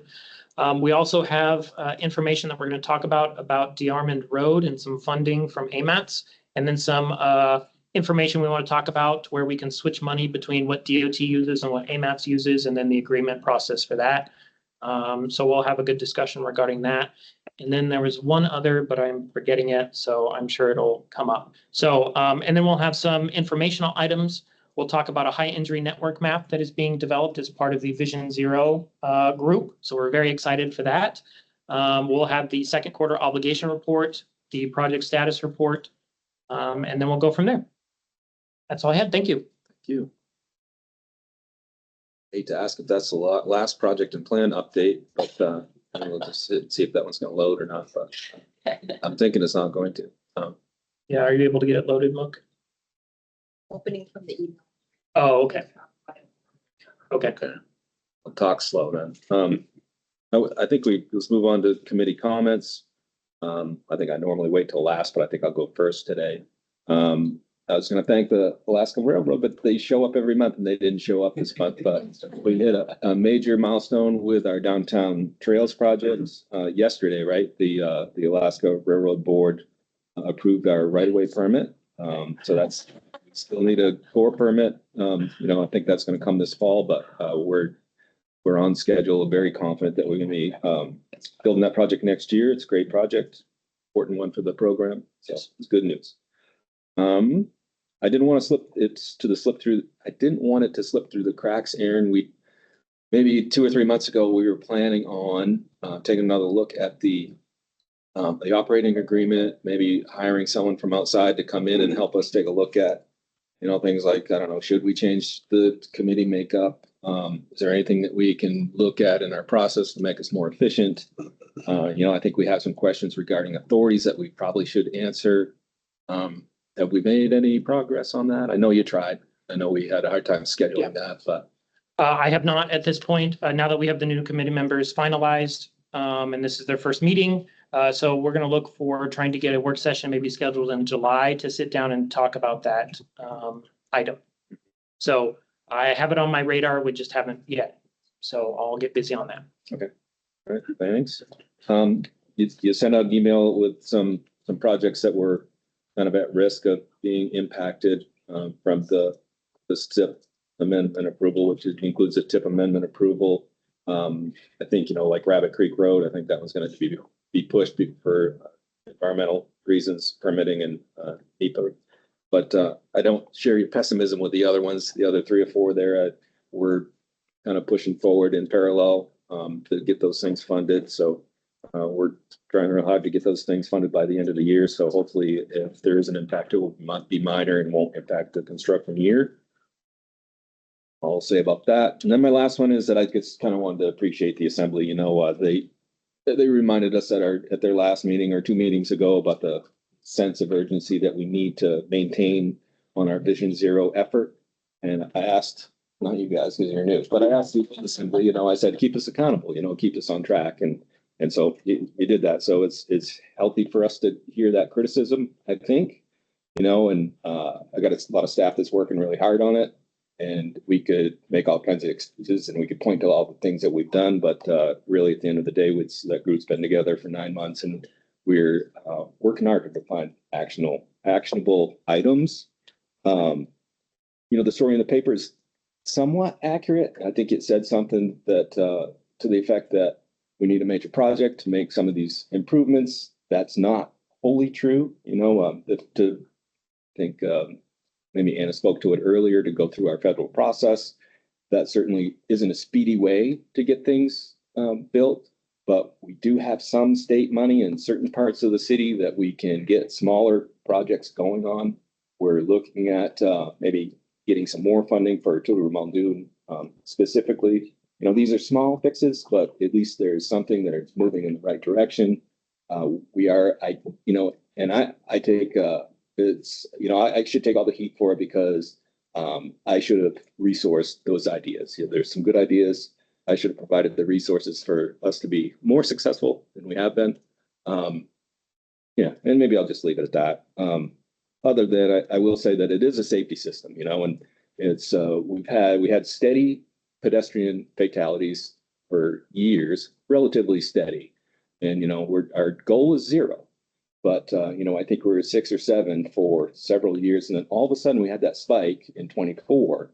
And, the variable that we thought it was that we had the low snow year. All those came in the fall. It was low snow year. You couldn't see and people were getting hit at night. That made sense.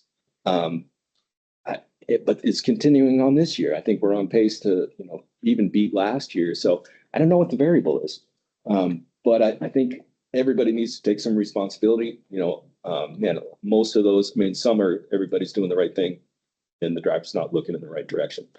But most of them, the drivers are impaired, that we have distracted driving. So I guess I would put the message to all the people that are listening, and you already know, and it's not that many people, but you didn't ever think it's going to happen to you. So just try to be aware. And I think we're gonna promise to maintain that sense of urgency. That's my last comment.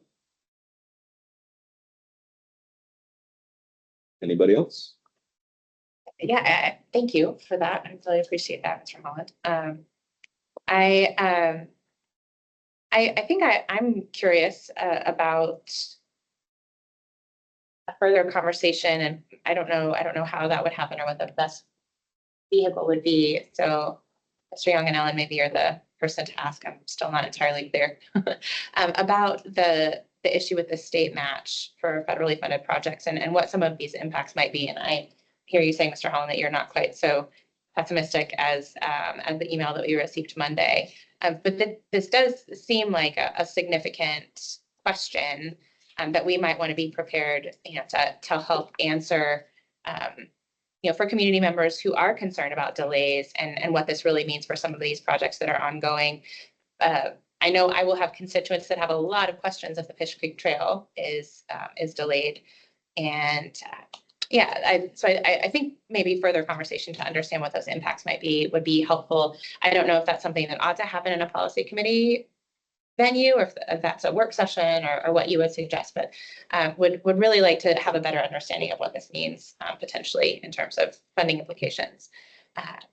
And I think I'm also curious how the technical advisory committee feels about their next meeting being on the 3rd of July, and if perhaps that should be adjusted for those who might have other plans for the 4th, if that's allowable. But just a question for the TAC, I suppose, to consider whether that feels good to them. And grateful to be here and happy to be participating. And thanks for being gracious with the newbie. I appreciate it. Yeah, a lot of great input. Any other comments from the committee? We might have somebody online. I can't see you all on there, but we might have somebody online that can better describe the match circumstance that we're in than I can. I can't see if anybody's online, but if anybody's online that could speak to that, please speak up. Hey, Sean, Lauren Little, Chief Engineer here. Thank you, Lauren. I assume you were reaching for me there. I didn't want to call you out by name. Yeah, no, that's fair. Yeah, in terms of the immediate, we have sufficient state match to cover our FY25 program as planned. And that's, we're going to continue delivering on that. If the legislature doesn't take action during session, when it starts up in January, as we all know, the legislature can appropriate. No one else really can do that for us. If they act, which we're hopeful they will, we don't foresee any long-term impacts associated with the current situation of match. If they do not choose to take action, then we will see some impacts with the FY26 and FY27 programs. So that's where things stand right now. But as I said, we are confident that we have the match to cover the FY25 program as planned. And, that will be projects in construction next year, but there is potential for construction year 26 impacts if the match is not addressed. May I ask you a follow-up question to that? So essentially the legislature would have to reappropriate the 50, however many million it was, that was vetoed. Is that correct? Yes, we would need the legislature to appropriate additional match funds. How much in federal funding is at stake if the legislature does not appropriate, or if the legislature appropriates and the governor vetoes the appropriation? How much federal funding is potentially at stake there? So with the current vetoes, we talk in rough numbers, right? The federal match is generally considered a 10-to-1. It depends on the specific fund source and all that good stuff. But roughly, what the media has been reporting, I think, is about $600 million in federal funds. So we're in that range of federal funding at risk if full match is not appropriate. Gotcha. And that's statewide, yes? That's a statewide impact? Correct. That's a statewide impact, and it's not specific to FHWA funding. We have to provide match for a variety of federal programs, including the FAA and the Federal Transit Administration as well. So that's across many modes and federal funding programs that we touch. Gotcha. Okay. Thank you very much. You're welcome. Thanks, Lauren. Are there any other public comments? Yeah. So this is Jason Norris from Anchorage. I guess I sent in a recent letter to probably all of y'all and expressed some frustration with the slow pace of change regarding pedestrian and cyclist safety. And so I did want to call in and just reiterate that, we're out here waiting, but I also want to express gratitude for the efforts that are making and things that are moving forward, slow as they may be. I do realize there are certain bureaucratic challenges toward getting this done, and certainly financial and fiscal ones. So I did want to call in and say, I do appreciate the progress that's being made, and would just encourage you to keep making it. Thank you. Thanks for that, Jason. Anybody else? Do you want to close? Stand from the thing. I was just gonna say, I can email the PDF for the presentation. And I'd be happy to provide any responses or comments because We have about 5 minutes left of the meeting, so if you want to do the presentation and overview of the Academy Vanguard, we'd have to extend the meeting.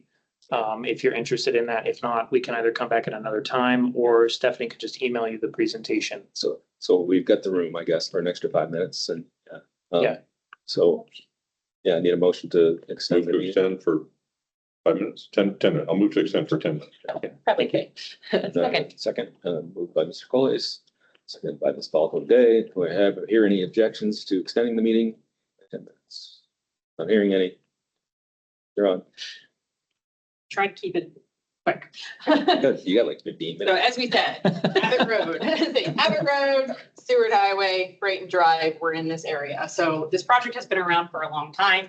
Actually has a PM&E project number that was from 2009, I believe. The previous project, when it was an MOA funded project, evaluated 5 different routes and selected alignment B as preferred and had advanced that to 95% design. But it is a very expensive project and it is contributed and kind of connected very similar to the Seward Highway project from Diamond to O'Malley. So there was a decision to stop it as a municipally funded project and actually pursue federal funding for it. So it was added to the TIP in 2021.